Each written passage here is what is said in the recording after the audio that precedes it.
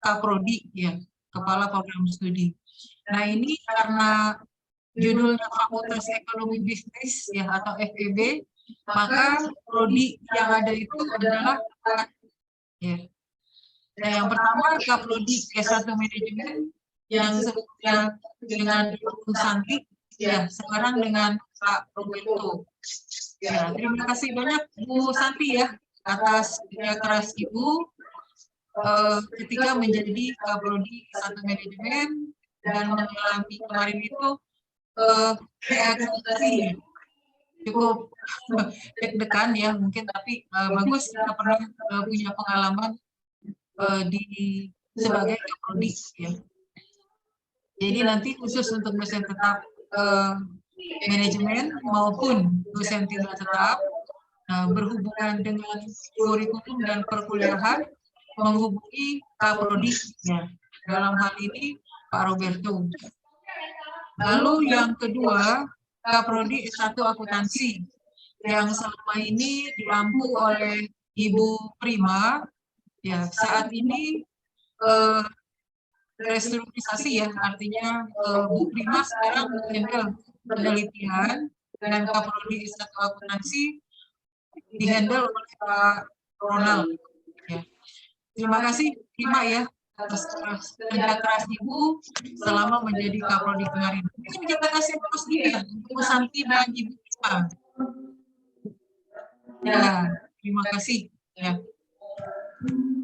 Lalu yang berikut ya, sebenarnya perubahan struktur Kaprodi ini lebih kepada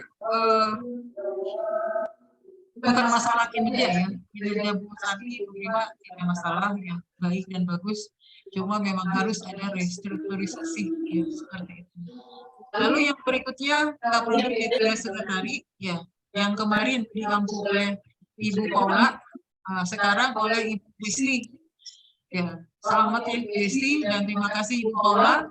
Kemarin juga sudah mengikuti ya 1 kali akreditasi. Terima kasih Bu Paula.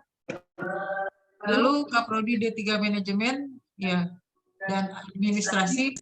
Jadi ternyata memang prodinya ini ya, D3 Manajemen Administrasi. Tidak ada tambahan akuntansi. Jadi nanti Bapak Ibu ketika menulis mungkin mengisi BKD ya atau sister, jangan lupa D3-nya adalah manajemen administrasi tanpa akuntansi. Ya, seperti itu. Oke, untuk semester depan ya, itu nanti diampu oleh Ibu Lydia. Ya, dan saat ini masih dengan Pak Amir ya. Terima kasih banyak Pak Amir ya atas sumbangsi Bapak terhadap perkembangan ASM maupun STIE. Ya. Oke, yang berikutnya karena harus memperkenalkan visi, maka pada kesempatan ini Bapak Ibu semua harus mengetahui apa visi daripada Universitas Padaka Swastika. Adapun visi ini memang diturunkan dari visi Yayasan Media Anulia. Nah ini kemarin kita rakor ya, dapat koordinasi di LLP 4, dapat arahan dari Banpet itu memang visi daripada sebuah universitas diarahkan kepada 3 hal ini. Kita diperbolehkan untuk memilih mau di universitas yang mana yang akan kita tuju ya. Yang pertama adalah teaching university. Nah, teaching university ini mempersyaratkan Padaka itu harus memiliki profesor ya. Beberapa orang profesor sehingga dengan adanya profesor itu diharapkan pengembangan kurikulum ya pembelajaran menjadi lebih baik. Nah, karena kita belum memiliki profesor, ya maka kita coret yang ini, ya. Nah, yang berikutnya research university, ya. Ini juga sama mempersyaratkan autor ya atau peneliti, bukan hanya level Sinta, kami harus fokus. Nah, berhubung kita juga belum memiliki, ya artinya belum mencapai syarat jumlah authors atau peneliti kita atau researchers kita, maka kita tidak mengambil visi untuk menjadi research university. Ya. Nah, yang berikutnya adalah entrepreneur university. Nah, kami memandang bahwa entrepreneur ini lebih terbayang oleh kita, ya nanti dengan penggunaan UMKM dan inkubator, ya nanti Ibu Wery atau Ibu Prima akan menjelaskan, ya. Nah, adanya arahan menjadi universitas tadi, ya, Entrepreneur University, dan karena UTAS dengan bergabungnya STIE dan ASM menjadi Universitas Utpadaka Swastika, menambah 3 prodi, ya, di Fakultas Teknologi dan Desain plus 1 Fakultas Hukum, ya. Nah, ini bukan berarti kita tidak mengambil prodi hukum, tetap ya sama. Nanti teknopreneur ini adalah membentuk, ya, tujuan kita nanti outcome-nya itu terbentuk entrepreneur, ya, entrepreneurs atau para pelaku usaha, ya, yang dalam mengembangkan produk dan memasarkannya memanfaatkan IT, ya, teknologi. Makanya di sini kita katakan menjadi Technopreneur University, ya. Kemarin waktu Sabtu dan Jumat dan Sabtu, ya, kita sudah melakukan rapat. Nah, untuk masing-masing prodi yang ada, ya, dari 8 prodi itu menurunkan visi universitas ini dengan melihat kepada kurikulum, ya. Kalau tadi Bapak Ibu ada yang sempat mendengarkan, ya, arahan dari Dikti sehubungan dengan jabatan fungsional, ya, itu sempat disinggung, ya, seperti itu. Nah, ini Technopreneur University bertaraf internasional. Ini memang kesannya tinggi banget, ya, tinggi banget. Kenapa harus bertaraf internasional? Kenapa tidak bertaraf nasional dulu, ya? Nah, ini juga kemarin, ya, kan kita memiliki yang namanya rencana induk pengembangan 25 tahun ke depan. Kita terus mempelajari yang dikatakan bertaraf nasional itu, ya, apa poin-poinnya, mulai dari yang paling rendah, ya, sampai yang paling tinggi. Nah, mungkin kita ambil yang rendah dulu, ya, artinya misal ini bertaraf internasional, sudah terbayang nanti ada kelas yang memang tes masuknya itu mahasiswa harus tes bahasa Inggris, salah satunya sebagai bahasa pengantar. Kalau itu misalnya belum bisa di 5 tahun pertama, di Renstra pertama ini, nah mungkin bisa dilakukan di Renstra yang kedua. Tapi langkah-langkah yang harus kita lakukan, ya harus jelas dan terus dievaluasi. Jelas ini kerja keras, ya, bukan hanya struktural, tapi sebenarnya yang menjadi tulang punggung daripada keberhasilan atau tercapainya visi ini adalah kepada dosen tetap, ya, karena nanti kita bahas, ya, kenapa seperti itu, ya nggak bisa lagi, ya, kalau dulu mungkin 5 atau 10 tahun lah, 10 tahun yang lalu kita masih ketika menentukan diri kita menjadi dosen tetap itu kita masih beranggapan untuk mengisi waktu luang, karena misal, ya, kita udah bekerja di perusahaan, nah Sabtu ini kan libur, nah kita ngajar gitu, ya. Nah, ini tidak masalah seperti itu, tapi harus digarisbawahi ketika kita sudah memilih profesi sebagai dosen, terutama dosen tetap, maka segala tugas dan kewajiban, ya, harus kita penuhi, ya, seperti itu. Kalau yang unggul, andal, dan bermartabat untuk melahirkan individu yang bertanggung jawab, berkarakter, dan menjunjung tinggi nilai-nilai kebenaran, ini nanti ada penjelasannya ya, saya tidak jelaskan di sini. Nanti silakan Bapak Ibu baca. Ini nanti akan saya share di WA group ya. Berikutnya dosen ya. Ini sudah saya sampaikan kemarin ya, standar nasional ya SNDT untuk pendidikan. Nah, ini standarnya yang harus kita capai. Memang berat ya, tapi ini harus terlampaui ya, seperti itu. Makanya nanti ya, agar ini tercapai semua, kita ya ada beberapa poin yang harus kita kerjakan ya, seperti itu. Nah, di sini peraturan pemerintah ya, ini tentang dosen ini masih ini. Nah, ini harus kualifikasi akademik pasti ya, Bapak Ibu semua sudah punya. Lalu sertifikat pendidik ini persyaratan yang standar sebenarnya Bapak Ibu ya, bukan tujuan akhir daripada karir kita sebagai dosen ya. Nah, itu berarti memang setiap kita harus memiliki program kerja. Kapan misalnya ya, dan ini saya sendiri mengalami yang sangat sulit, apalagi kita memiliki tugas-tugas tidak hanya sebagai dosen, sama ya Bapak Ibu juga di kantor atau mungkin sudah memiliki wirausaha.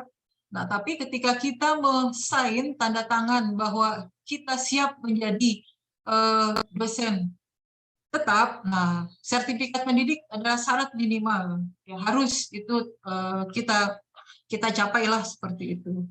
Nah, makanya apa yang menjadi kendala ya itu harus kita diskusikan, karena sekali lagi ini bukan hal yang mudah ya, tapi bukan pula sesuatu yang mustahil. Semua dosen-dosen PTS ya berusaha mengejar ke situ. Kalau tadi Bapak Ibu sempat lihat ya, begitu cepatnya perubahan-perubahan ya regulasi dari pemerintah. Nah, kalau Bapak menyimak kan ada YouTube-nya juga ya.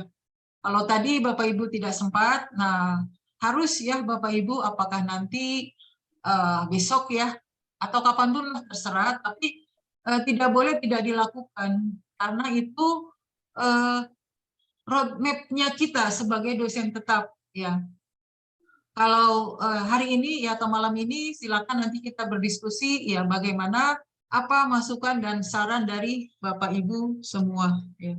Ini saya tidak bahas ya, nanti saya kirim saja itu karena sudah ini batas kepatutan publikasi ya, Japung. Nah, ini nanti Bapak Ibu ya ketika menonton ya YouTube yang webinar hari ini, mungkin silahkan membuat catatan-catatan tersendiri yang kira-kira, oh saya belum ini, oh saya mau ini, harus bagaimana. Nah, harus Bapak Ibu ya. Berikutnya ini ya, dosen penasihat akademik DPA. Ini Bapak Ibu ya, bukan sekedar apa ya, ada kan ya nanti juga tugas daripada DPA ini adalah mengingatkan pembayaran ya, nanti dibahas ya sama Ibu Hesti ya. Ini kelengkapannya, kalau Bapak Ibu belum punya ya minta ya. Ini juga harus ada, saya belum ngecek nih ke Kaprodi ya, apakah sudah dilakukan hal seperti ini. Kalau yang di dalam, ya mohon maaf, ya saya melihat memang sudah, tapi saya belum, mudah-mudahan sudah semua. Sudah semua Bu Santi ya, yang luar atau dalam? Sudah Bu, udah semua. Udah ya, dengan kelengkapan ini tadi ya. Oke, terima kasih. Iya, tapi kalau maaf Bu, kalau saya lihat baru ya ini formnya ya. Enggak, udah lama. Ini awal sekali dulu ketika kita rapat di 301. Waktu itu juga gabungan dengan Pak Amir ya, dengan ASM.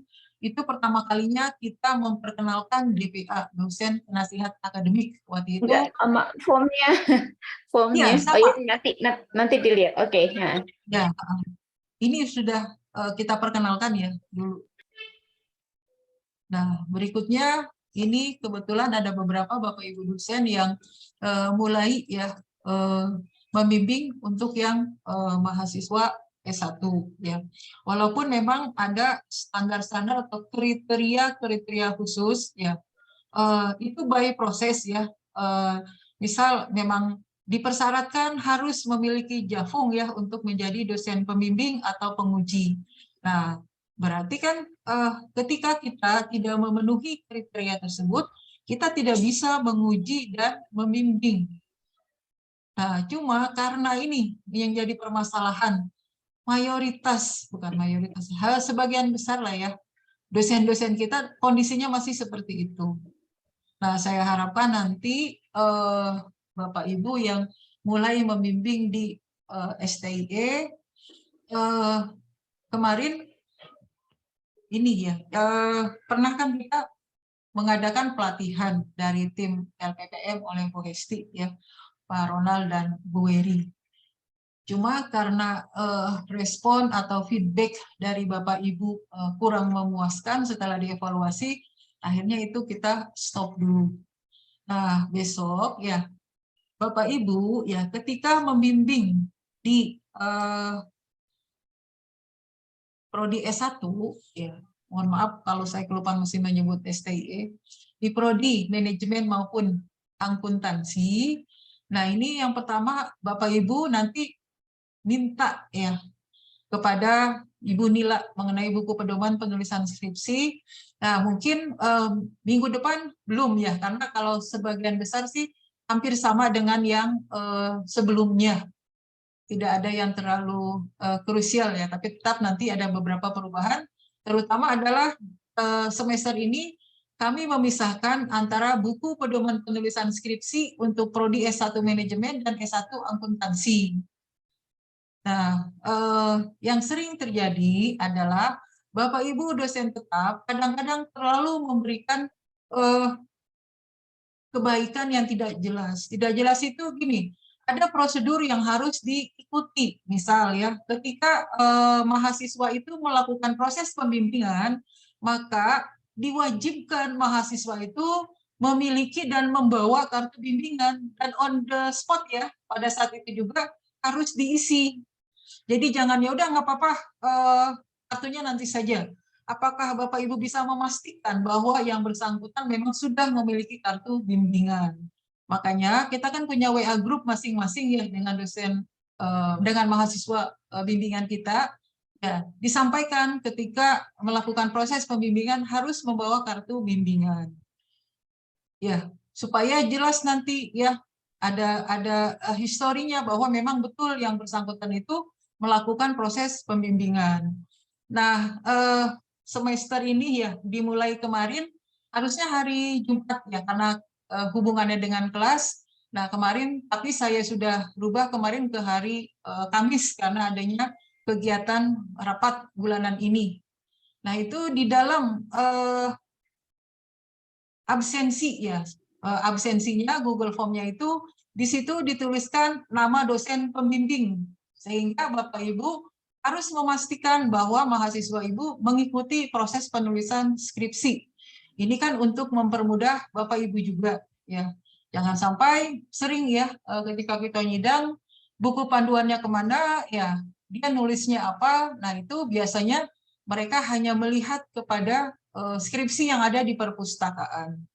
Ya, perpustakaan itu memang belum memiliki reviewer satu ya, sehingga bisa tercek dengan baik. Ya, kita masih melakukan bahwa untuk mahasiswa yang memang diluluskan dengan kasih sayang, ya artinya tidak begitu nyambung, tapi kita luluskan, nah skripsinya tidak dinaikkan ke perpustakaan.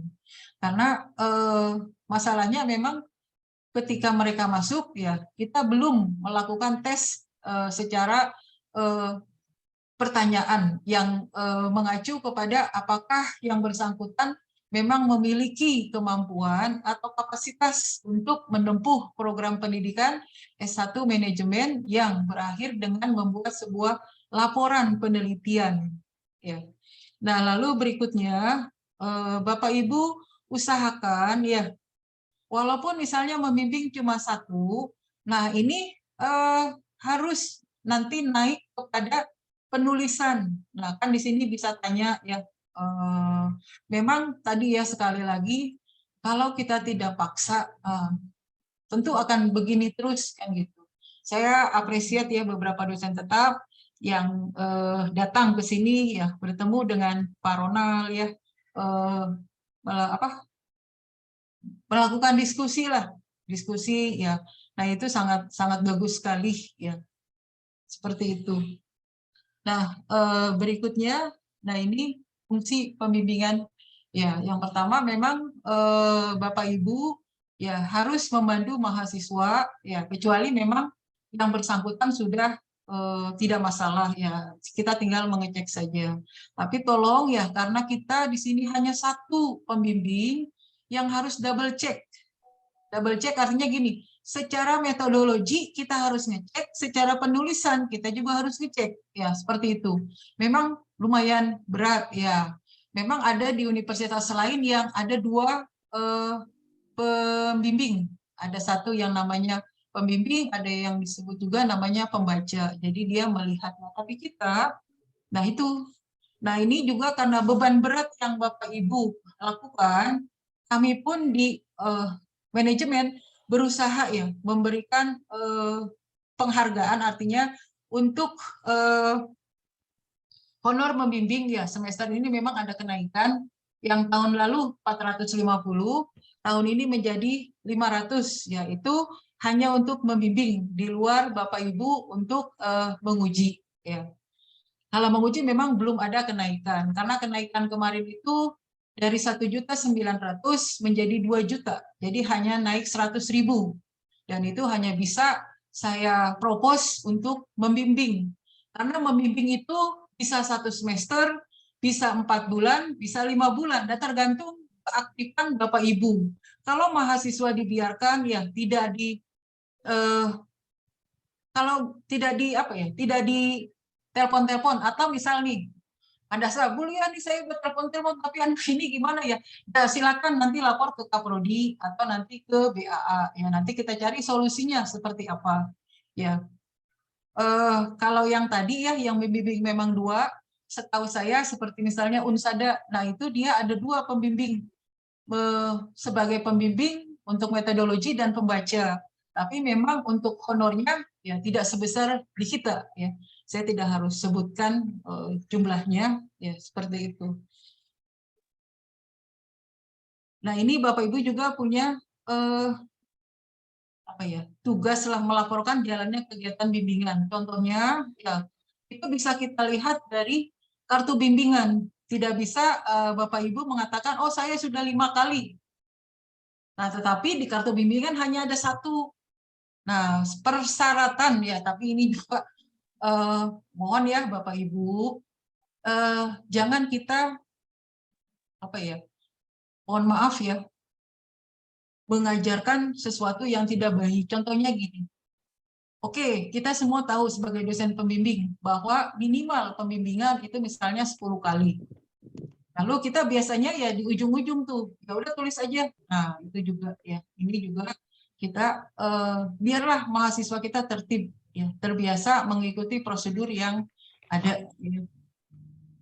Bapak Ibu lah orang yang akan memberikan persetujuan atau layak atau tidaknya skripsi mahasiswa yang Bapak Ibu bimbing itu untuk dilakukan pengujian.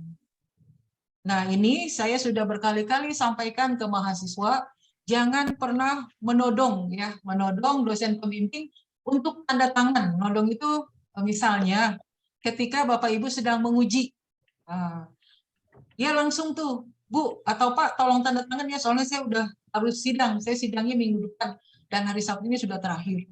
Nah, bagaimana mungkin Bapak Ibu bisa mengecek ya pada saat Bapak sedang atau Ibu sedang menguji ya, atau sedang istirahat, nah ditodong. Nah, seringnya adalah kenapa skripsi itu pada saat sidang, walaupun ya pernah ada mahasiswa dapat nilai 95 atau 96, tapi tetap ada revisi. Yang jelas Bapak Ibu sudah paham ya, skripsi itu akan terlihat jelas utuh itu ketika sudah jadi. Nah, seringkali kita mau sidang baru di abstrak saja sudah salah Ini kan menjadi pertanyaan si penguji, kenapa bisa salah kan gitu. Padahal abstrak itu kan punya kekhususan sendiri. Nah, ternyata memang betul ya, mahasiswa itu nodong kita ketika mau sidang. Kita tidak punya waktu untuk mengecek secara utuh ya. Apalagi Bapak Ibu penguji itu ya, ketika ada batas waktu minimal 1 minggu sebelum sidang, nah si penguji ini akan bawa pulang itu skripsi bimbingan Bapak Ibu. Wah, udah langsung ya dicoret atau ditekuk. Wah, hampir setiap lembar ada tekukan. Nah, itu juga PR ya. PR untuk kita semua ya, seperti itu. Nah, ini proses pembimbingan silakan nanti ya boleh dibaca. Ini saya kejar waktu ya. Saya nggak pegang handphone. Jam berapa Bu Hesti? 11.42. Oke.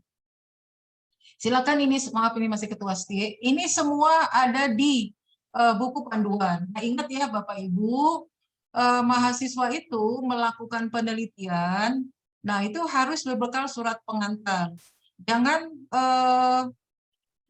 kita tidak mengikuti prosedur, nanti yang akan berdampak kita sendiri. Begitu sudah masuk bab 3, ya sudah sebar kuesioner, nah ternyata perusahaannya tidak mengizinkan. Nanti yang susah siapa? Kan Bapak Ibu sendiri, termasuk mahasiswa. Karena pernah kita mengalami ya kasus-kasus seperti itu. Bahkan sampai datang misalnya ya direkturnya kepada kita, misalnya mengatakan tidak mengizinkan mahasiswa ini untuk mengikuti sidang.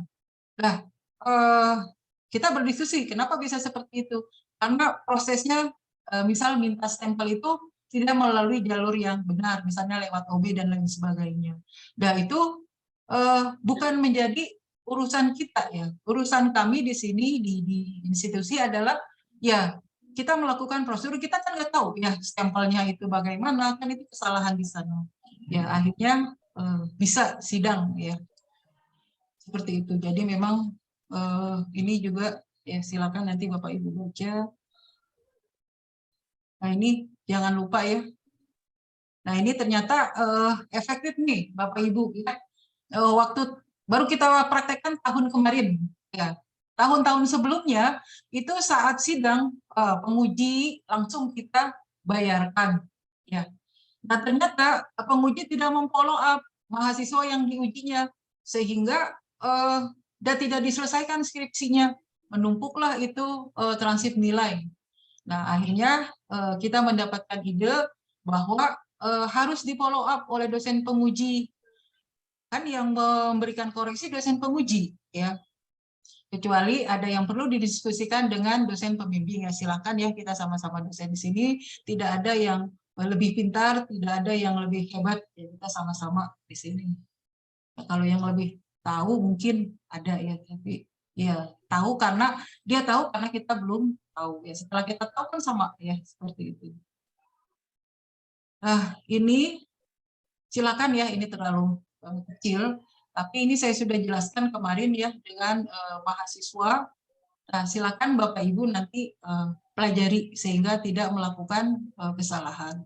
Nah, ini tadi ya sehubungan dengan kita punya target tadi ya. Sekali lagi, bertaraf internasional itu bukan berarti harus semuanya internasional ya, tapi bertahap ya. Misalnya pertukaran pelajar, tapi tidak semua pelajar, tapi hanya mahasiswa-mahasiswa tertentu. Itu pun dimulai dengan yang pertama pasti kita harus melakukan studi banding dulu ya, seperti itu.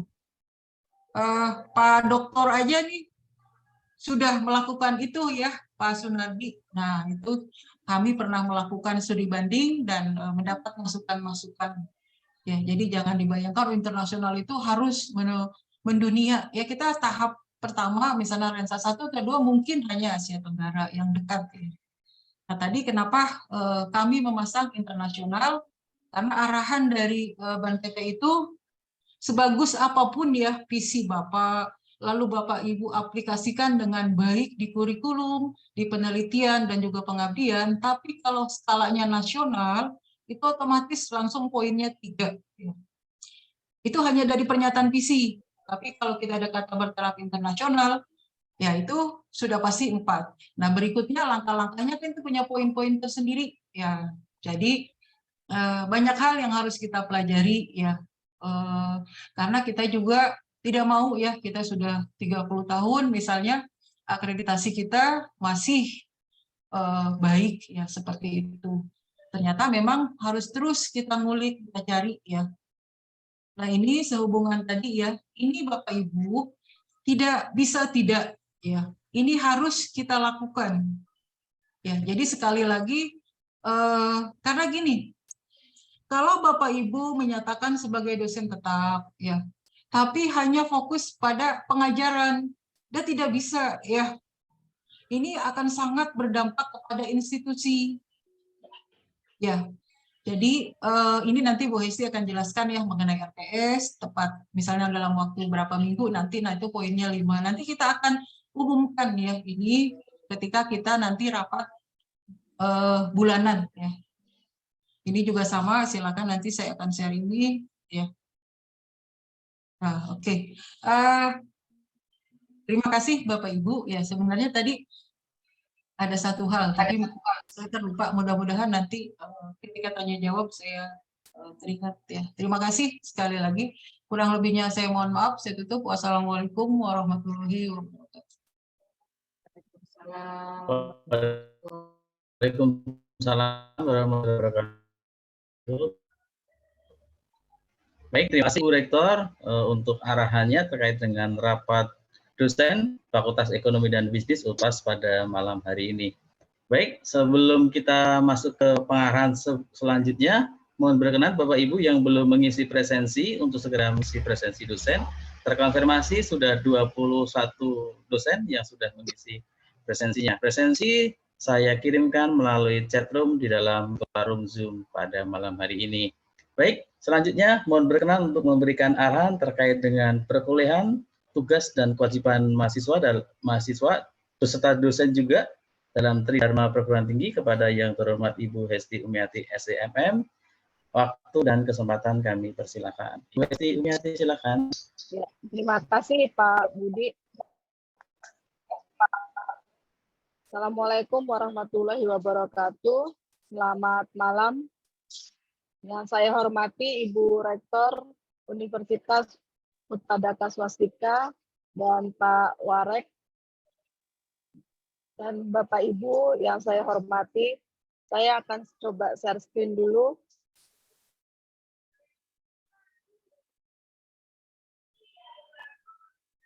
Ya, karena untuk malam hari ini adalah rapat dosen bulanan untuk Fakultas Ekonomi dan Bisnis, saya mempertegas sekali lagi yang tadi dikatakan oleh Ibu Rektor, bahwa pada semester genap ini, tahun akademik 2022-2023, untuk dosen yang mengajar harus menyusun RPS semester genap ini.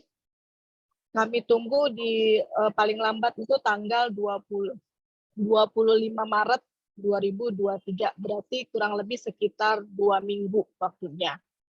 Lalu yang berikutnya adalah ini untuk RPS sendiri ini wajib harus dibuat untuk semester genap ini, karena itu salah satu penilaian dosen berprestasi juga yang tadi Bu Rektor sudah paparkan. Lalu yang kedua adalah untuk dosen penasehat akademik. Nah, untuk dosen penasehat akademik ini tidak hanya membimbing dalam hal akademik saja, tetapi ada tugas lain yang memang harus dikerjakan atau yang harus diingatkan ke mahasiswa, yaitu mengenai pembayaran. Khususnya kalau untuk kita tiap bulan itu paling lambat pembayaran tanggal 5 setiap bulannya. Nah, untuk di bulan Maret ini, itu kita ada ketentuan bahwa apabila mahasiswa itu terlambat melewati 1 bulan berjalan, maka akan dikenakan denda yang besarnya itu sekitar kurang lebih 50 per bulan. Jadi kalau misalkan bulan Maret ini tidak dibayar, lalu dia membayar di bulan April, berarti dia sudah kena denda 50.000 per bulan. Tapi kalau misalkan dibayarkan dalam 1 bulan berjalan ini, itu tidak dikenakan denda. Ada kebijakan dari yayasan bahwa lebih bagus memang pembayaran itu dibayarkan setiap tanggal 5 ya. Jadi mungkin Bapak Ibu DPA di sini tolong sebelum tanggal 5 bisa di woro-woro dulu mahasiswanya nih. Karena mungkin tanggal 1, tanggal 2 itu kan ada juga yang mahasiswa yang bekerja mungkin bulan, misalnya di tanggal 25, ada juga yang di awal bulan, misalnya tanggal 1 atau tanggal 2. Nah, mungkin Bapak Ibu bisa mengingatkan kembali untuk bisa pembayaran ya melakukan itu setiap tanggal 5 setiap bulannya. Tetapi misalkan di tanggal 5 mahasiswa itu tidak bisa membayarkan,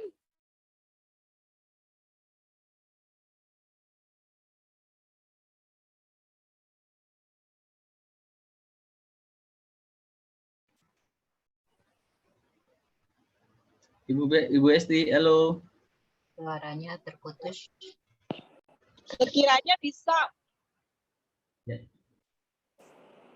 sekiranya bisa menyerahkan berkas ujian ya, berkas ujian, lalu nilai dan menginput nilai ke Sispu gitu. Jadi tidak hanya Bapak Ibu menyerahkan berkas ujiannya saja ke bagian akademik dan nilai, tetapi tugas dari Bapak Ibu dosen juga harus menginput nilai ke siswa perguruan tinggi.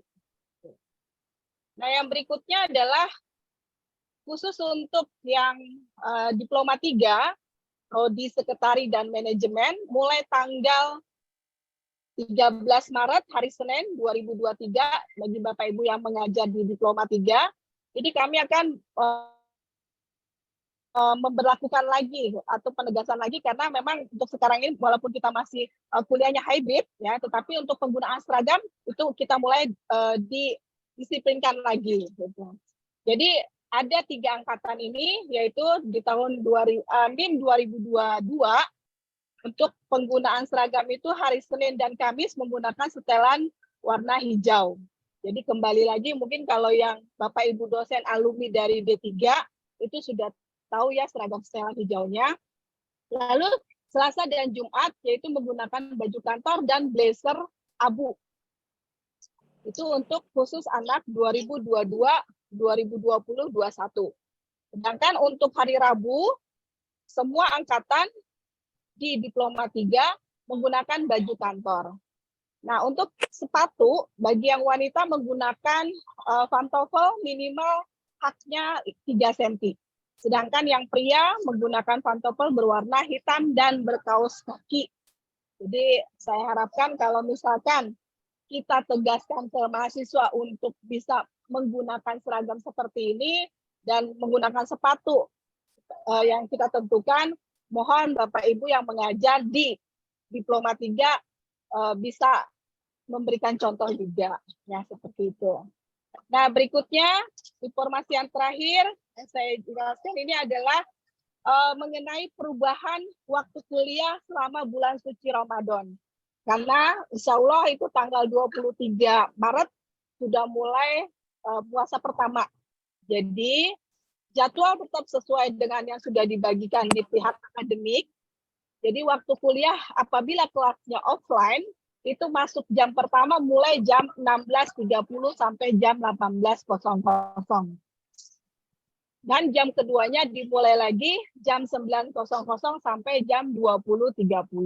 Jadi ada waktu istirahat selama 1 jam. Sedangkan untuk kelas online tetap waktunya yaitu jam 17.00 sampai 18.30, sedangkan jam keduanya 19.00 sampai jam 21.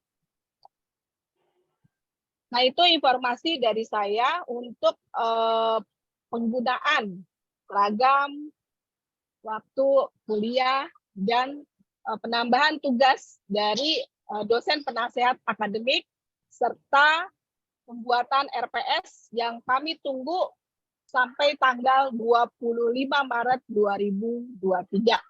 Mungkin itu saja dari saya, Pak Budi. Terima kasih. Assalamualaikum warahmatullahi wabarakatuh. Waalaikumsalam. Baik, terima kasih Ibu Hesti Umiati. Mohon Bapak Ibu yang mungkin akan berdiskusi atau tanya jawab disimpan dulu, nanti kita buka forum untuk tanya jawab setelah beberapa pengarahan terselesaikan. Terima kasih Bu Esti untuk arahannya. Terima kasih.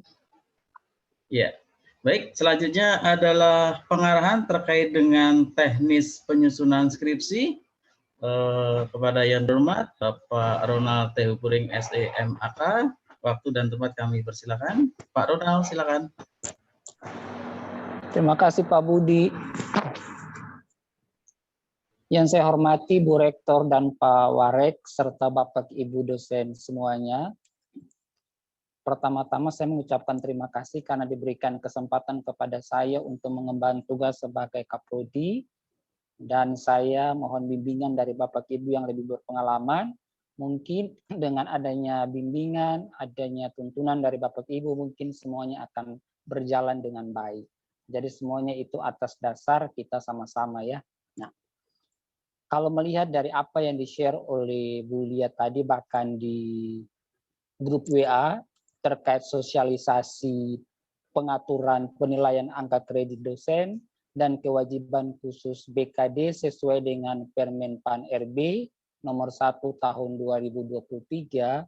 Kemudian saya nonton lagi tadi sekilas untuk menjelaskan ini, izin untuk menjelaskan sedikit, karena ini nanti akan berhubungan dengan kinerja kita semuanya Bapak Ibu. Nah, pertama di situ dijelaskan bahwa kita nantinya ketika melakukan suatu kegiatan atau aktivitas, pasti ada SK penugasan, itu wajib untuk peraturan Permen PAN RB nomor 1 tahun 2023 Bapak Ibu.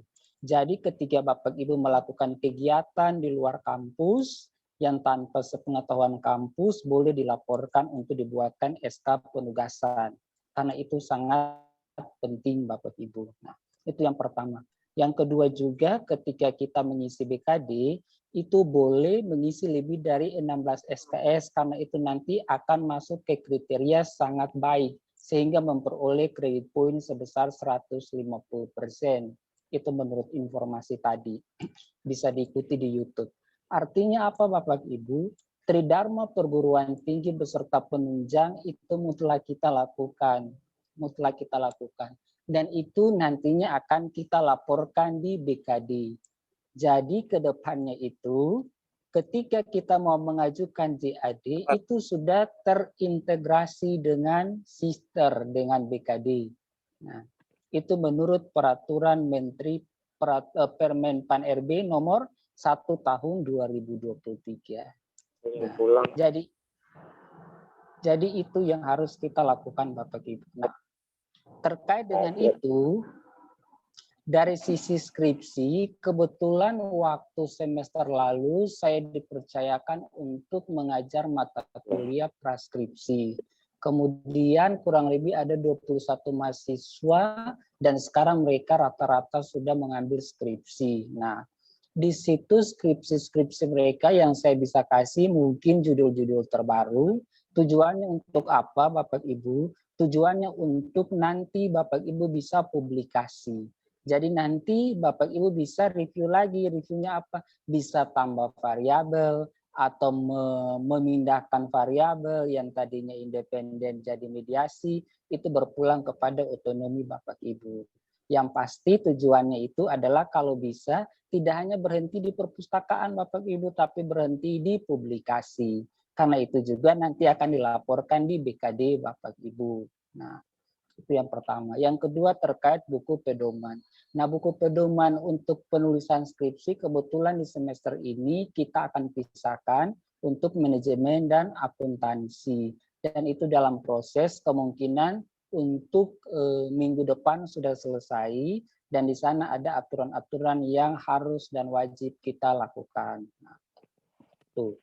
Dan yang berikutnya lagi terkait untuk penulisan skripsi mahasiswa akuntansi maupun mahasiswa manajemen, itu kami dari Prodi sama Rektor sudah sepakat bahwa akan memberikan coaching klinik atau pelatihan buat mahasiswa akuntansi, khususnya S1 sama S1 akuntansi sama S1 manajemennya Bapak Ibu ya. S1 akuntansi sama S1 manajemen terkait pengolahan data, pengolahan alat analisis. Dan alat analisisnya akan kita lakukan untuk dilakukan pelatihan adalah SmartPLS sama eFuse sama SPSS. Nah, nanti akan dilakukan di tanggal 31 Maret 2023. Nah, jadi di tanggal 31 Maret 2023 itu ada pelatihan SmartPLS yang menjadi partisipannya adalah mahasiswa. Tetapi tidak menutup kemungkinan bahwa Bapak Ibu dosen juga bisa terlibat di situ. Nah, bisa terlibat sekaligus bisa ketemu mahasiswa bimbingan di situ ya Bapak Ibu ya. Untuk tanggal 31 Maret. Terus tanggal 14 April fokus kita adalah memberikan pelatihan terkait pengolahan data eFuse sama SPSS. Nah, di sini bukan berarti bahwa nanti concernnya misalkan teman-teman mahasiswa yang menggunakan eFuse boleh datang, bukan hanya di eFuse tapi di SmartPLS juga boleh. Tetapi bagi dosen kalau bisa mewajibkan datang itu lebih bagus lagi Bapak Ibu. Mengapa? Karena rata-rata misalkan skripsi mahasiswa akuntansi itu sekarang udah mulai pakai SmartPLS, udah mulai pakai eFuse, terus SPSS-nya sudah tidak hanya sebatas regresi linier, tapi pendekatan analisis diskriminan juga ada, logistik juga ada. Nah, di situ mungkin kita bisa mengcover. Jadi kita bisa sharing ketika melakukan pelatihan di RSG nanti di tanggal 31 Maret sama 14 April. Nah, tujuannya apa? Tujuannya cuma satu, ialah skripsi yang Bapak Ibu bimbing tidak hanya sampai di perpustakaan, tetapi bisa melalui tahap publikasi, bisa outputnya publikasi. Itu ya Bapak Ibu ya.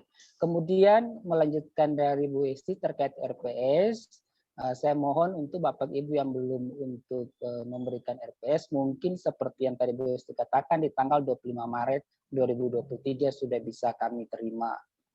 Terus juga terkait modul atau bahan ajar. Nah, modul atau bahan ajar juga bisa Bapak Ibu berikan kepada kami di prodi masing-masing, lebih khususnya kepada modul untuk praktik ya. Untuk praktik itu kalau bisa lebih bagusnya harus ada modul, karena itu nanti jadi penilaian juga untuk akreditasi.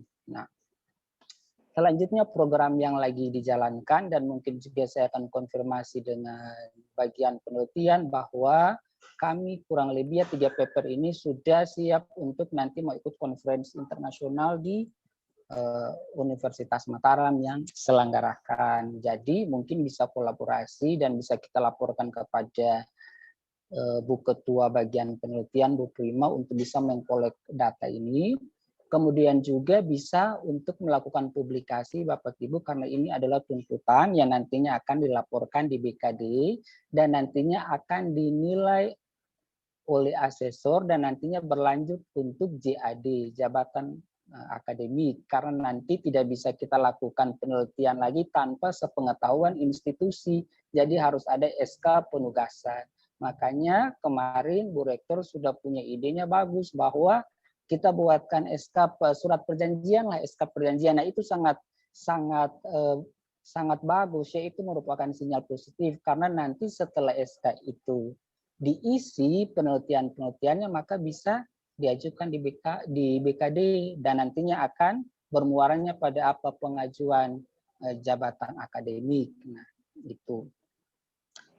Terus juga terkait masalah teknis penelitian ataupun apapun yang berhubungan dengan penelitian bisa konfirmasi nanti lewat di prodi masing-masing atau juga bisa kepada Bu Prima sebagai Bu Ketua bagian penelitian. Nah, untuk kewajiban Bapak Ibu yang tadi sesuai dengan sosialisasi, untuk AA itu publikasinya Sinta 3 sampai Sinta 6. Sedangkan untuk lektor kepala itu jadi AA sampai lektor ya. Sedangkan untuk lektor kepala itu kewajibannya itu Sinta 1 sama Sinta 2 sebagai penulis utama atau penulis korespondensi.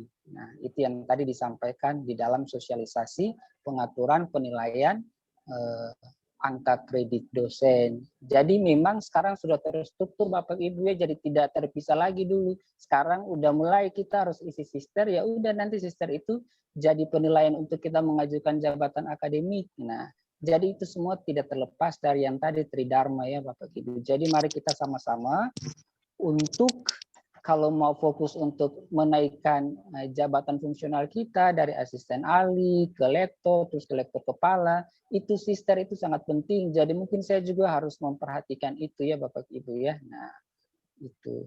Mungkin itu dari saya. Sekian dan terima kasih. Mungkin nanti ada pertanyaan, saya kembalikan kepada Pak Budi. Terima kasih. Ya, baik Pak Ronald, terima kasih untuk arahannya terkait dengan teknis skripsi, kemudian dan beberapa hal yang lainnya terkait dengan penelitian. Baik, terima kasih Pak Ronald. Baik, selanjutnya kita masuk kepada sesi selanjutnya yaitu tentang Tridharma Perguruan Tinggi. Kami mohon untuk LPPM ya dari Bu Wery dan Bu Prima. Mungkin diawali dari Ibu Wery Aprilia, SEMAK untuk arahan terkait dengan PKM. Ibu Wery Aprilia, silakan. Baik, terima kasih Pak Budi. Selamat malam Bapak Ibu semuanya. Kami dari LPPM, saya bagian pengabdian kepada masyarakat. Yang pertama yang ingin saya sampaikan adalah progres artikel PKM kita di Baktimas. Nah, progresnya sekarang sudah masuk di tahap 2 atau review kedua yang sebentar lagi itu akan diterbitkan di bulan Maret, tapi kita menunggu peralihan OJS kita menjadi UTPAS. Kemungkinan insya Allah dalam minggu depan itu akan sudah beralih ke UTPAS, baru kita proses terbit. Ya. Ya, saya lanjut. Kemudian 1847 ya Pak. Parvadi. Ulang lagi pesan Grab. Parvadi, di-mute dulu Parvadi. Sorry. Iya, tenang. Makasih. Baik. Kemudian untuk proker LPPM yang terdekat ini adalah kita akan mengadakan kembali bimbingan belajar. Yang pertama itu di Koang yang sudah berlangsung semester lalu, kemudian kita akan memperluas di Markisa, Kampung Markisa. Namun kegiatan bimbelnya akan dilaksanakan setelah Lebaran, yaitu di awal bulan Mei. Lalu kemudian untuk proker LPPM yang terdekat lagi itu kalau tidak salah ya Bu Hesti ya, jadi ada donor darah di 2 April ya Bu ya.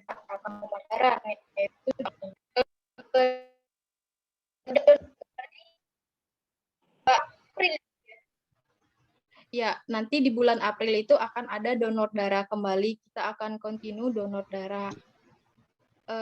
Nanti di bulan April. Iya. Oke. Untuk proker LPPM yang terdekat, saya rasa itu dulu. Untuk selanjutnya saya persilakan ke Bu Prima di bagian penelitian. Terima kasih. Oke, terima kasih Bu Wery. Kalau saya dari bagian penelitian, tadi sudah banyak sih disampaikan oleh Pak Ronald ya terkait bagian penelitian. Untuk program saya, untuk yang saat ini yang paling dekat itu kami dari bagian LPPM itu akan migrasi dari yang tadinya masih jurnal-jurnal itu masih OJS itu masih atas nama bendera STIE, itu akan kita pindahkan ke untuk UTPAS. Itu untuk semua prodi nanti akan kita buat masing-masing. Itu aja yang paling dekat. Nanti pasti kami butuh kerjasamanya dari Bapak Ibu terkait dengan tadi sih yang sudah disampaikan oleh Ibu Lia terkait dengan skripsi.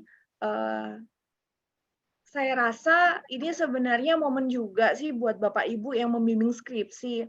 Sebenarnya bisa kok dari skripsi yang mahasiswa yang Bapak bimbing itu bisa kita angkat kok jadi kita masukin ke dalam OJS kita. Ya setidaknya kalau semakin banyak OJS kita terbit, insya Allah jadi akan semakin cepat untuk memperoleh EISN.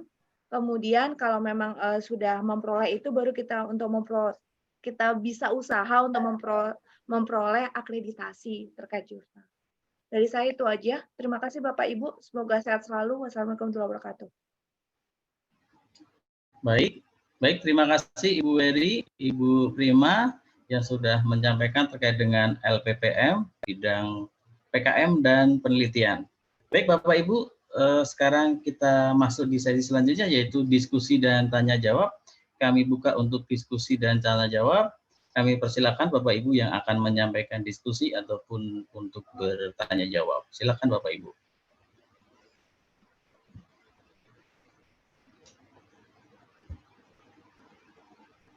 Boleh tanya Pak Budi?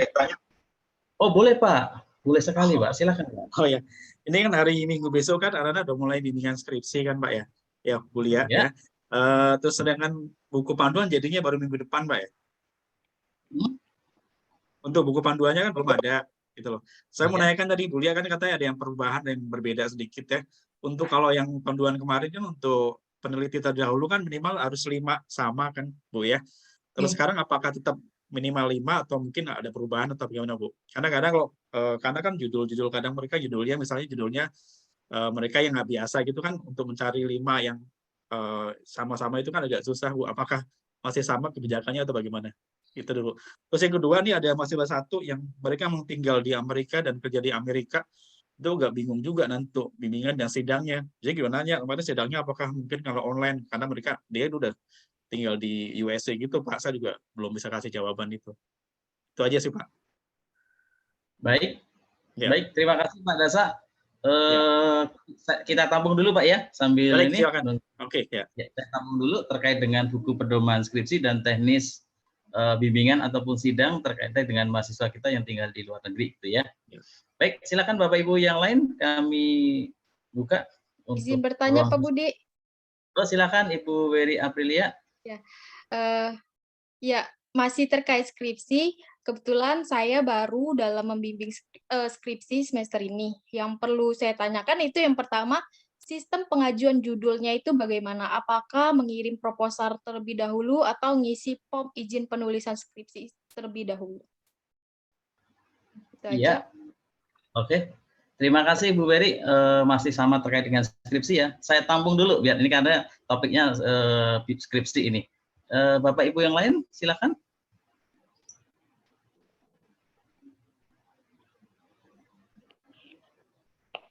Baik, sementara belum ada Bapak Ibu yang akan bertanya. Saya memberikan informasi dahulu, presensi yang sudah mengisi adalah 29 yang sudah mengisi presensi, masih ada beberapa Bapak Ibu dosen yang belum mengisi presensi, mohon segera untuk mengisi presensinya. Baik, selanjutnya mohon berkenan untuk merespon diskusi yang dari Pak Dasa dan Ibu Wery terkait dengan pedoman skripsi dan teknis bimbingan ataupun sidang dan pengajuan judul. Dan sidang dan pengajuan judul ini dari Bu Wery dan juga dari Pak Dasa, kemudian bimbingan yang mahasiswa di luar negeri bagaimana teknisnya begitu.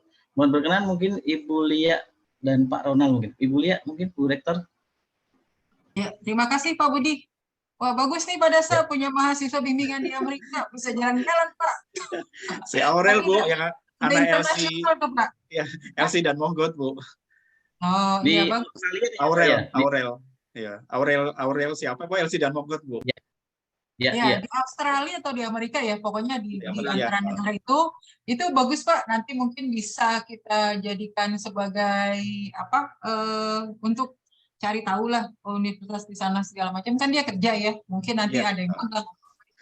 Baik Bu. Ya, penelitian Bu ya. Penelitian dijawab. Ya oke. Menjawab pertanyaan Pak Dasa tadi ya. Kalau dia di luar negeri nggak apa-apa Pak, online saja. Oke, baik. Kan nanti bisa nanti mungkin menggunakan yang Word ataupun PDF kan bisa ya kita menggunakan apa Pak Budi, saya lupa, komen apa tuh? Ya itu kan bisa lebih mudah ya. Komen. Komen itu ya, jadi bisa lebih mudah lah. Terus juga nanti sidangnya ya kita online saja, kecuali pas dia ada di sini ya kita offline. Tapi kalau dia sedang di luar negeri ya nggak apa-apa online. Kita berikan kemudahan tapi tidak menyalahi aturan yang ada ya Pak ya. Lalu berikutnya mengenai buku panduan, betul buku panduan belum kita selesaikan. Kalau perubahan sih tidak terlalu mendasar Pak ya, cuma dirubah saja antara yang prodi akuntansi dengan prodi manajemen. Jadi Bapak masih bisa menggunakan buku panduan yang lama ya. Karena kemarin ketika digabung mahasiswa ternyata cukup bingung ya. Bab 3 akuntansi, bab 3 manajemen. Nah, sekarang hanya kita bisa. Nah, terutama mungkin yang akuntansi nanti kalau secara penulisan segala sesuatunya sama, yang paling di analisisnya. Jadi nanti yang akuntansi mungkin Pak Ronald lebih fokus kepada SPSS dan ITIUS ya seperti itu. Mengenai hasil penelitian terdahulu Pak, ini kenapa kami memasukkan, saya nggak mau lagi saat sidang mahasiswa itu baru juga datang ya duduk. Kan gini, skripsi itu dibawa pulang oleh si pembimbing, oleh si penguji. 1 minggu atau 2 hari. Nah, kalau judulnya saja sudah ini nggak bisa kamu judulnya seperti ini. Nah, kan kadang-kadang persepsi orang beda-beda ya pada saya. Ya. Nah, sekarang kan dengan adanya itu sebenarnya untuk jangan sampai gini, mahasiswa itu udah mengerjakan, tapi dianggap judulnya kurang pas. Padahal itu kan, ya research itu kan pencarian secara berulang Pak ya, cuma objeknya saja berbeda, judulnya sama. Nah sehubungan dengan artikel, jadi mungkin ya boleh 5 atau menurut Bapak kalau 3 saja cukup, kita membekali ya silakan. Asalkan nanti si mahasiswa jangan sampai judulnya itu dipertanyakan. Kadang-kadang mahasiswa cuma 1 yang sama. Nah ini kan semakin semangat si dosen pembimbing, tuh kan betul. Ini judul kamu nggak pas nih, buktinya kamu nggak dapat nyari. Nah itu tolong juga dibentengi mahasiswa kita, ya kita bantu juga. Nah mungkin nanti tadi yang Pak Ronald sampaikan memang sih ketika itu mata kuliah penulisan skripsi ya Pak ya, nanti di pertemuan ke-4 kita belajar Smart PNS. Nah itu ya bareng-bareng dengan mahasiswa kita, nggak usah, karena kalau kita khususkan di hari Sabtu kemarin ya evaluasi juga kurang baik lah, kurang bagus seperti itu. Mungkin dengan sama-sama ya Bapak yang nggak harus di tengah-tengah mahasiswa Bapak, Ibu ya mungkin nanti apa di depan kita sama-sama kan gitu, nggak ada masalah ya, justru lebih baik dan kita bisa ketemu dengan mahasiswa bimbingan kita ya seperti itu.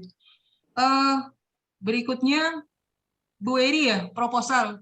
Nah, sebenarnya ketika mereka di seminar praskripsi dan di metodologi penelitian, di semester 6 itu berakhir dengan sebuah proposal, Bu. Tapi memang saya hanya mengecek poin-poin pentingnya.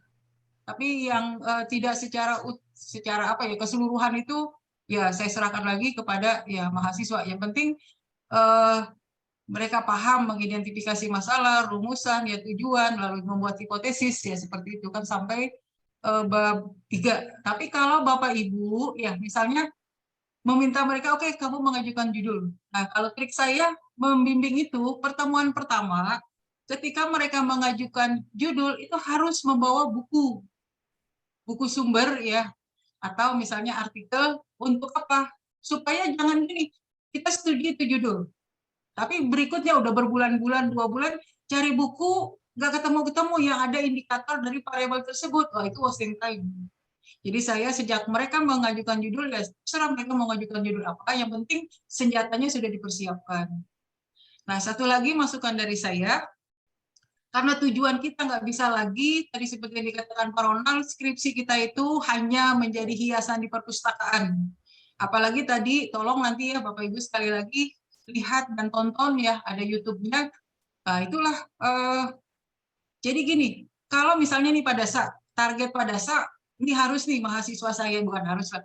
Saya menargetkan dengan membimbing beberapa orang ini, tembus Sinta 5 misal Pak. Nah, sebelum Bapak mulai membimbing, dari sekarang Bapak udah mulai masuk ke Sinta 5, lihat jurnal-jurnalnya Pak.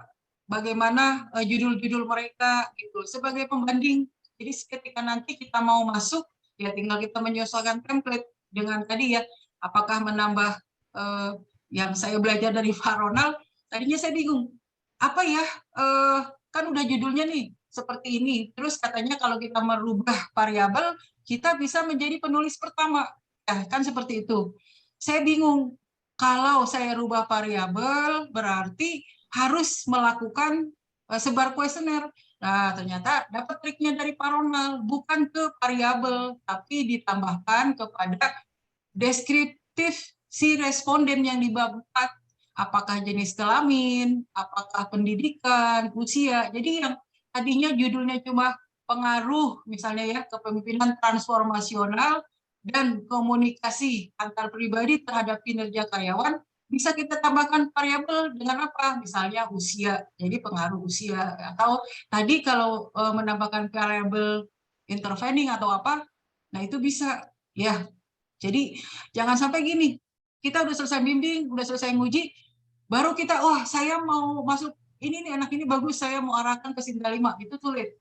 Ya, jadi by proses Pak, by proses, sama ya, kita juga sama-sama, saya baru kepikir tadi ya, oh ya berarti harus seperti ini.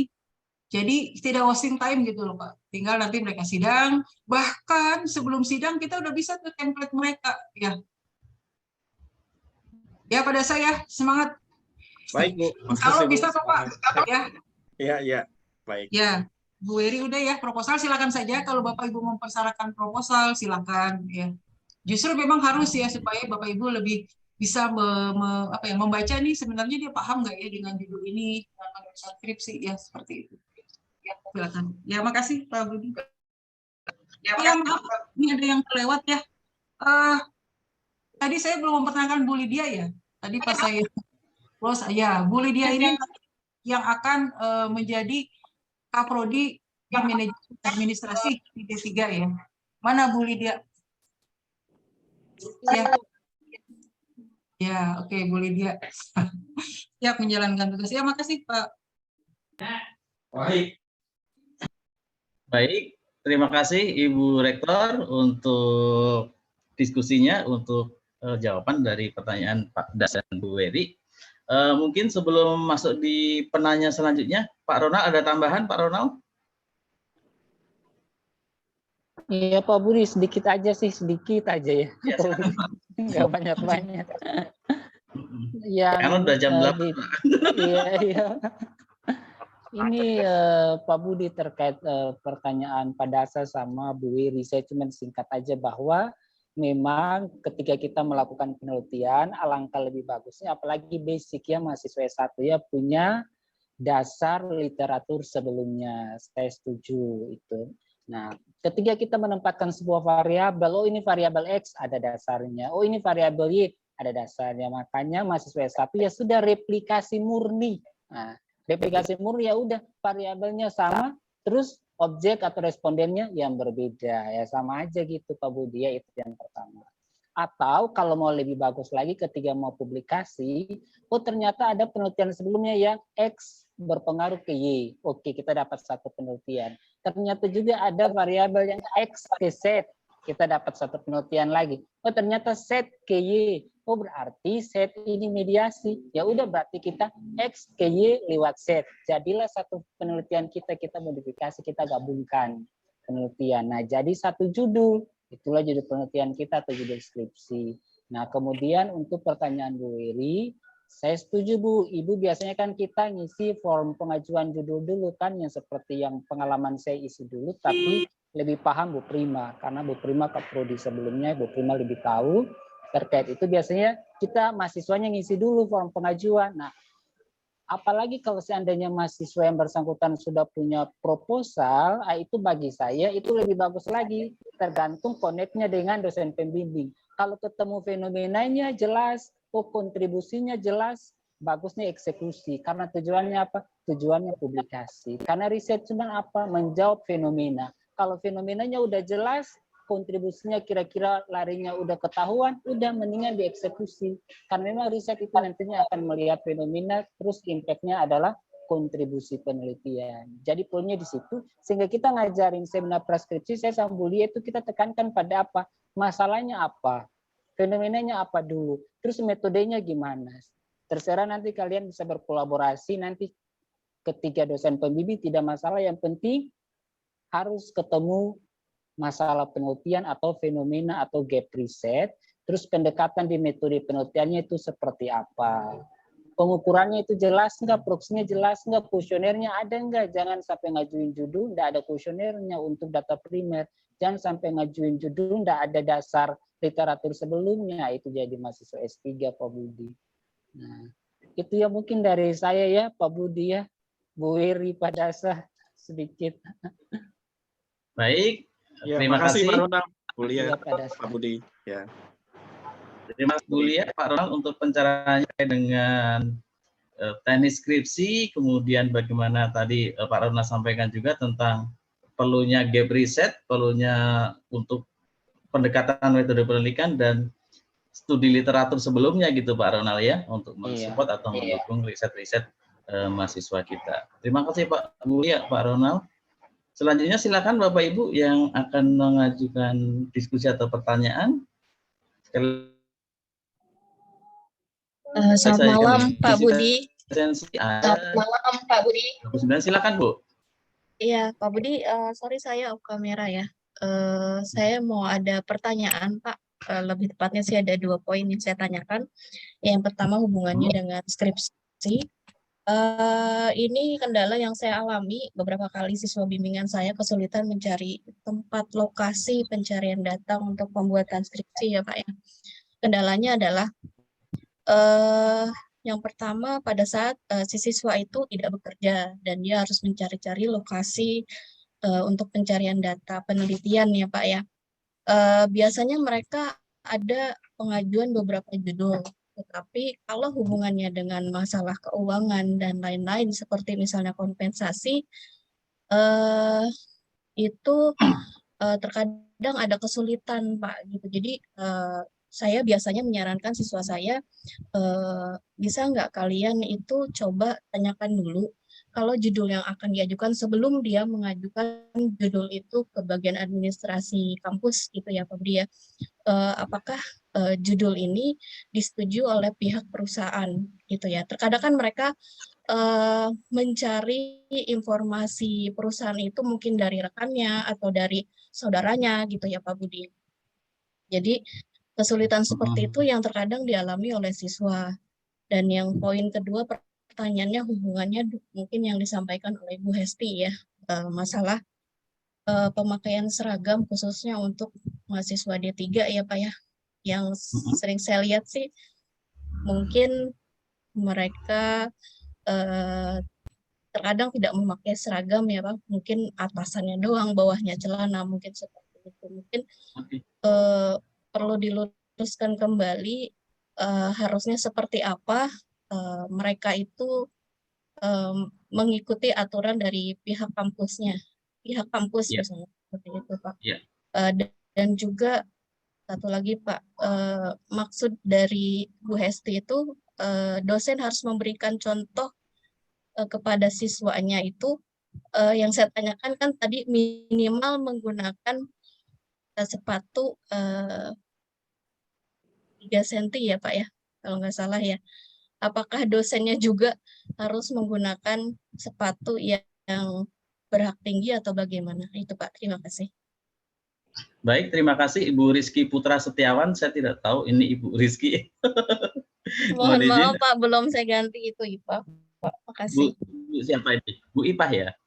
Ibu Ipah Pak. Oh, Ibu Ipah ya, Ibu Rizky Putra Setiawan, Ibu Ipah, terima kasih untuk diskusinya terkait dengan tempat penelitian dan seragam D3. Mungkin saya minta tanggapan dari Ibu Hesti terkait dengan seragam D3, kemudian nanti tempat penelitian mungkin bisa Ibu Hesti, Pak Ronald, ataupun dengan Ibu Lia. Ibu Hesti, silakan Bu Hesti. Ya, baik, terima kasih untuk pertanyaannya. Jadi Bu Ipah, memang waktu kita kan hampir 2 tahun lebih ya untuk khususnya D3 ya, itu seragam tidak terlalu kita jadi prioritas karena kuliah kita juga tidak offline di kampus, jadi lebih banyaknya online ya. Jadi untuk tahun ini karena kita hybrid, Ya, walaupun semester kemarin itu sudah hybrid, tetapi pelaksanaan penggunaan seragam itu belum kita optimalkan. Khususnya untuk di tingkat 1, itu sudah diberikan seragam sebanyak 3 sel. Jadi sayang sekali, khususnya untuk yang diploma 3, dia sudah bayar mahal, tetapi seragamnya itu tidak digunakan. Jadi semester ini, karena seragamnya alhamdulillah sudah jadi semua, jadi daripada tersimpan di lemari, lebih baik digunakan. Gitu. Nah, yang tadi saya bilang, apakah dosennya harus menggunakan high heel juga minimal 3 cm? Intinya begini, Bu. Kalau kita misalkan menyuruh atau menginformasikan ke mahasiswa itu untuk menggunakan sepatu, ya kita sebagai dosennya minimal pakailah seperti itu gitu. Walaupun selama ini saya pribadi pun selama 2 tahun ini untuk penggunaan high heel saya nggak pakai gitu, karena memang kelas kita yang pertama tidak kuliahnya tidak optimal juga, ya pertemuannya juga masih online ya seperti itu. Apalagi kalau di offline juga mahasiswanya ada yang pakai sepatu cat, karena saya juga pakai sepatu cat, tapi kalau pada saat mengajar tetap harus menggunakan pantofel. Saya lihat Bu Ipa juga menggunakan high heel-nya cukup tinggi juga. Jadi sepertinya nggak masalah kan Bu Ipa? 10 cm ya, Bu. Nggak tinggi Bu sekarang, udah Oh sekarang nggak tinggi. Oh udah flat ya. Ya, ya minimal 3 cm lah Bu. Itu. Oke. Khususnya untuk yang dosen mengajar di D3 ya. Ada keberatan Bu Ipa? Enggak Bu, enggak keberatan. Saya keberatan Bu Hesti, harus diet. Kalau Bu Rektor apa? Pak Budi lama nih ketawanya. Olahraga Bu, olahraga lagi Bu. Oh ya, untuk RPS Bapak Ibu, Bu Paula dengan Pak Amir waktu itu juga share ya di WA group ya Bu Paula dengan Pak Amir ya. Ya. Itu mohon ini lagi linknya sudah ada juga. Oke Bu Ipa ya, semangat ya Bu. Ya Bu, makasih Bu. Ya. Bu Hesti, boleh Bu Hesti, Pak Budi? Iya Pak Haji. Ya silakan Pak Bu Haji. Hesti, berarti tadi yang untuk pakaian untuk sepatu ya pantofel, berarti untuk yang dosen laki-laki itu juga harus pakai pantofel ya Bu Hesti ya? Iya Pak. Oh, ya, baik. Atau mau pakai high heels juga boleh Pak. Pantofel itu loh. Ya kayaknya sih kalau saya lihat sih Pak Haji pantofelnya udah nggak pernah dipakai ya Pak Haji ya. Saya nggak ngajar D3 Bu Hesti. Oh nggak ngajar ya? Iya. Alhamdulillah. Oke. Jadi yang makasih, Bapak yang mengajar. Iya sama-sama Pak Haji. Haji Bono. Iya Bu Rektor kenapa senyum-senyum? Oke, terima kasih. Ya, terima kasih Bu Hesti terkait dengan seragam D3. Karena ini terkait dengan D3, kami mohon untuk tanggapannya juga Bapak Warek, Bapak Medi Lembugia, mungkin terkait dengan tempat penelitian Pak. Pak Medi. Salam Pak Budi, terima kasih. Iya Pak. Terkait penelitian, kalau yang D3 kan tidak melakukan penelitian. Mereka hanya melakukan PKL di tempat, di perusahaan, ataupun teman mereka, dan buku pedoman tentang PKL dan penulisan tugas akhir itu nanti akan direvisi juga, menyesuaikan dengan perubahan atas penggabungan. Jadi untuk itu, mahasiswa yang vokasi, ya vokasi yang atau D3 itu adalah PKL-nya di perusahaan, ya akan difasilitasi. Ya kalau yang tingkat 3 ini sih 50% mereka udah bekerja dan tinggal kita memfasilitasi yang 50% lagi. Itu aja. Sementara ini lagi proses untuk kuliah teknik penulisan laporan TA. Itu aja Pak Budi. Terima kasih. Baik. Ya, baik, terima kasih Pak Medi untuk tanggapannya. Mohon berkenan juga mungkin Ibu Lia, mungkin ini Bu Ipah ini membimbing juga di S1, jadi mungkin tempat penelitian untuk S1 mungkin maksudnya. Itu aja. Ya, Bu. Jika mungkin. Ya, Ibu, terima kasih Pak Budi. Ya, Bu Ipe, mengenai ditulang lagi diskus sama ini nih, Pak Grab. Oke, judul ya sebenarnya dalam sebuah penelitian itu lebih pas ditentukan di akhir. Ya. Kalau di awal itu lebih kepada topik penelitian kita. Jadi kalau sudah judulnya misalnya tadi judulnya satu judul lah, bukan walaupun itu sudah diajukan, ya, tapi ketika di perjalanan harus merubah variabel dan tidak masalah. Ya. Kan prinsipnya bagaimana supaya mahasiswa kita lulus tepat waktu. Jadi jangan dipersulit selama itu bisa dipermudah dan tidak menyalahi prosedur ya seperti itu. Walaupun awalnya kan sudah mengajukan ke Kaprodi, makanya kan mengajukan 2 judul. Dan saya sih sudah tekankan ya ke mahasiswa manajemen, mungkin tadi yang dimaksud Bu Ipe adalah ketika membimbing skripsi ya. Kan gini, perusahaan ketika kita mengajukan surat penelitian itu langsung waduh, teliti. Padahal ya kita harus membekali mahasiswa kita.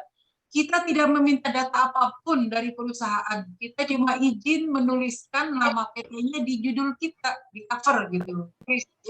Dan minta mereka untuk nanti ya karyawannya ngisi kuesioner kita. Itu kan tidak di jam kerja, bisa di jam istirahat. Ya, jadi sebenarnya tidak mengganggu apa-apa.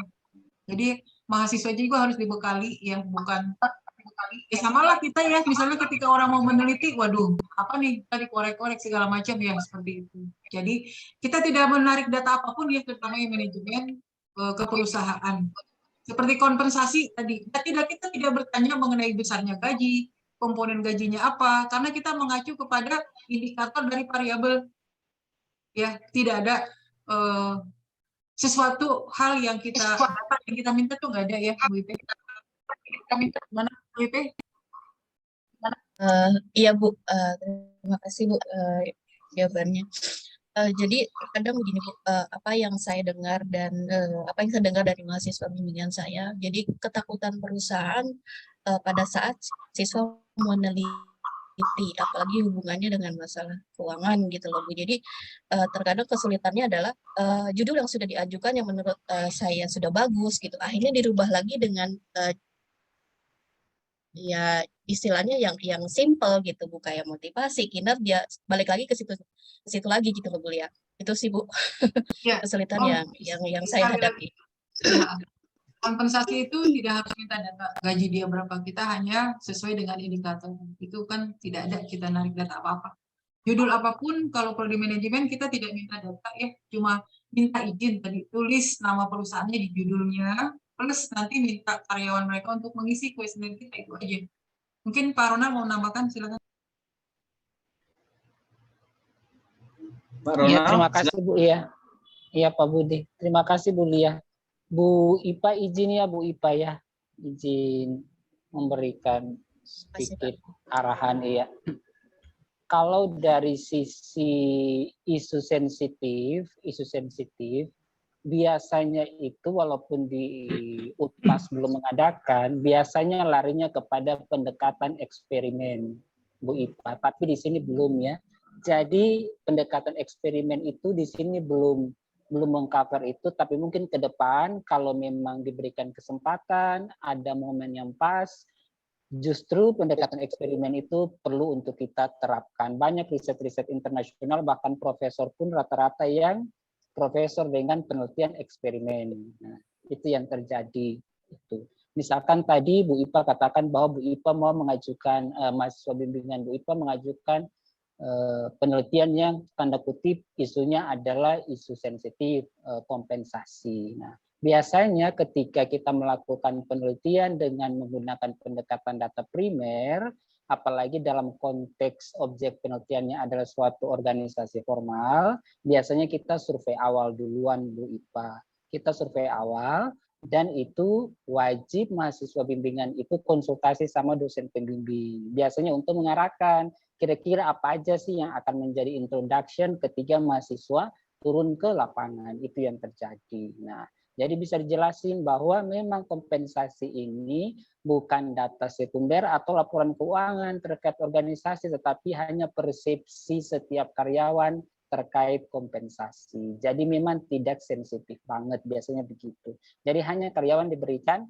kuesioner untuk diisi. Jadi kuesioner itu berupa persepsi karyawan terkait kompensasi. Nah, tapi di dalam perjalanan kalau seandainya memang itu ditolak, bisa kita mengajukan misalkan tadi kalau pendekatan eksperimen yang nggak bisa, ya udah berarti ganti variabel lain, dan variabelnya banyak banget tergantung keuletan kita untuk bisa mencari di jurnal-jurnal terakreditasi misalkan Sinta, itu banyak banget Bu Ipa. Jadi tinggal kita buka website aja, oh ternyata isu ini kira-kira sensitif enggak ya. Nah, kalau memang mahasiswanya mau untuk itu ya enggak apa-apa, yang penting survei awalnya oke sama perusahaannya, oke bisa dilanjutkan. Tapi kalau enggak ya udah berarti cari judul lain, simpelnya gitu. Karena memang kita belum mengcover untuk riset pendekatan eksperimen. Tapi kalau pas ada momentum, alangkah baiknya kita pakai riset eksperimen, jadi mahasiswa-mahasiswa kita digunakan seolah-olah menjadi subjek atau partisipan yang sebenarnya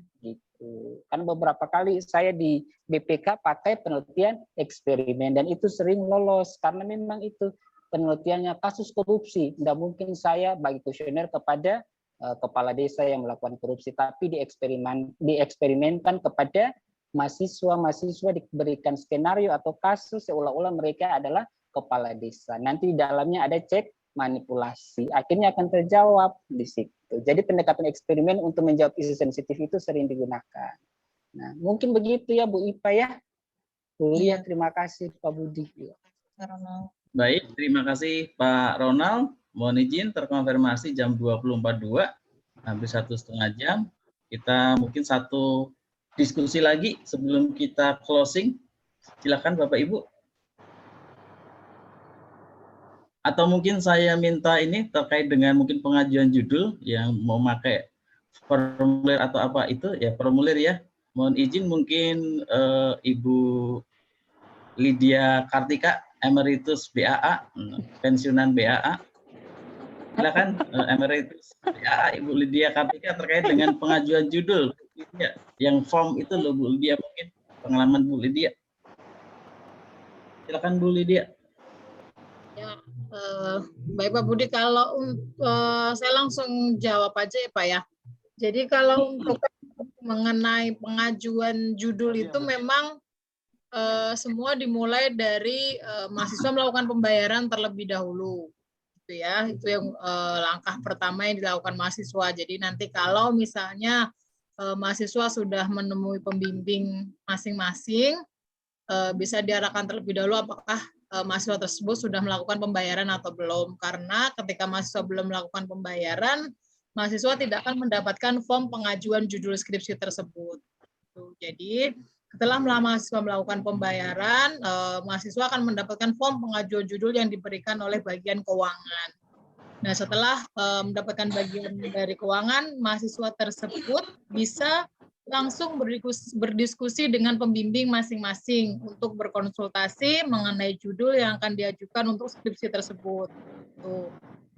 Kalau memang judulnya sudah di-approval, sebenarnya mahasiswa di situ sudah mulai mencari tempat untuk riset penelitian. Gitu. Dan kalau memang sudah di-approval untuk tempat penelitiannya, mahasiswa tersebut mengajukan surat pengantar ke BAA untuk surat penelitian ke perusahaan tempat penelitian tersebut. Nah, nanti kalau memang surat pengantar penelitian sudah diberikan ke perusahaan, biasanya perusahaan akan memberikan surat balasan. Surat balasan penelitian tersebut dikembalikan lagi ke BAA beserta form pengajuan judul untuk mengambil buku panduan beserta kartu bimbingannya. Jadi bimbingan sudah bisa dimulai. Itu Pak Budi. Oke. Terima kasih Ibu Lydia Kartika. Sama-sama.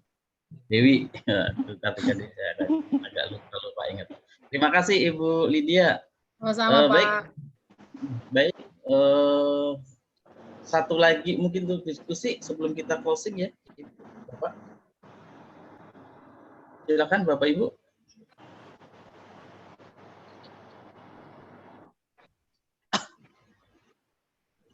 Baik, saya rasa cukup Mohon izin Ibu Rektor, apakah bisa kita closing, kita tutup? Ya, bisa Pak Budi. Baik. Baik, terima kasih Bapak Ibu untuk diskusi, untuk tanya jawab pada malam hari ini. Mudah-mudahan rapat dosen perdana Fakultas Ekonomi dan Bisnis Universitas Utpadaka Swastika hari ini memberikan manfaat bagi kita semuanya, sehingga Utpas, khususnya Fakultas Ekonomi dan Bisnis, terus bertumbuh sesuai dengan target ke depan kita, bisa terakreditasi baik sekali atau bahkan unggul di bawah Bapak Ibu Kaprodi dan Bapak Ibu dosen semua yang mengajar di Fakultas Ekonomi dan Bisnis Universitas Utpadaka Swastika. Mohon izin saya tutup, waktu sekarang sudah jam 20.46, mohon izin untuk kita tutup bersama. Sebelum saya tutup, mungkin ada closing statement dari Ibu Rektor. Ya, makasih Pak Budi, Bapak Ibu semua. Terima kasih untuk sharingnya hari ini. Kita tetap semangat, tetap jaga kesehatan. Berubahnya status STIE ASN menjadi universitas itu bukan berat sesuatu yang harus kita syukuri, tapi di situ ada tugas dan tanggung jawab yang cukup besar untuk kita semua, sehingga mohon maaf kami juga harus membuat sistem-sistem yang pasti nanti akan terevaluasi. Jadi nggak bisa kita hanya hanya di pengajaran ya. Beberapa kali nanti akan di SK-kan, terus prosedurnya misalnya 2 kali evaluasi atau 3 kali evaluasi, nilainya bagaimana, nanti ada pemanggilan dari Kaprodi ya. Nah, diberi kesempatan lagi kalau memang evaluasi berikutnya juga masih tetap. Nah, ini mungkin nanti ada ketentuan-ketentuan lain ya, karena itu sesuatu yang tidak bisa kita pungkiri dan tidak bisa kita hindari. Itu saja, kurang lebihnya saya mohon maaf. Terima kasih sekali lagi. Saya tutup. Wassalamualaikum warahmatullahi wabarakatuh. Waalaikumsalam warahmatullahi wabarakatuh.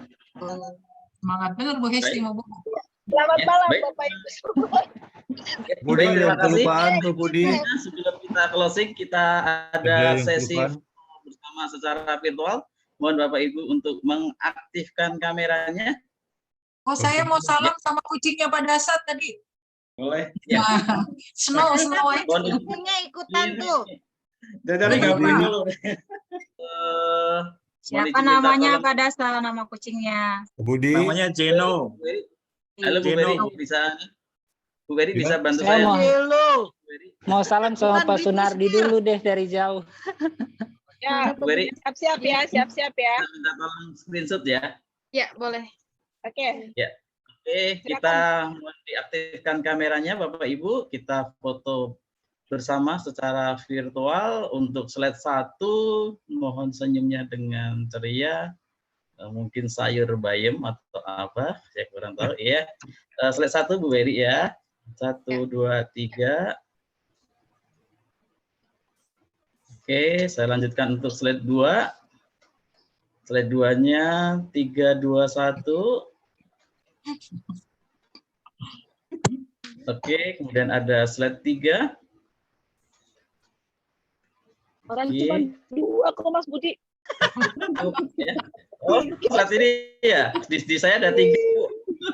Aku dia ada 5. Bu Paulo mau TikTok-an. Ya, baik, terima kasih Bapak Ibu. Sekali lagi kami mengucapkan terima kasih untuk kebersamaan hari ini. Sampai bertemu lagi dengan rapat-rapat selanjutnya, baik secara virtual ataupun offline. Saya yang menyampaikan acara, yang membawakan acara pada malam hari ini. Minta maaf apabila ada kesalahan. Terima kasih, saya akhiri. Wassalamualaikum warahmatullahi wabarakatuh. Selamat malam.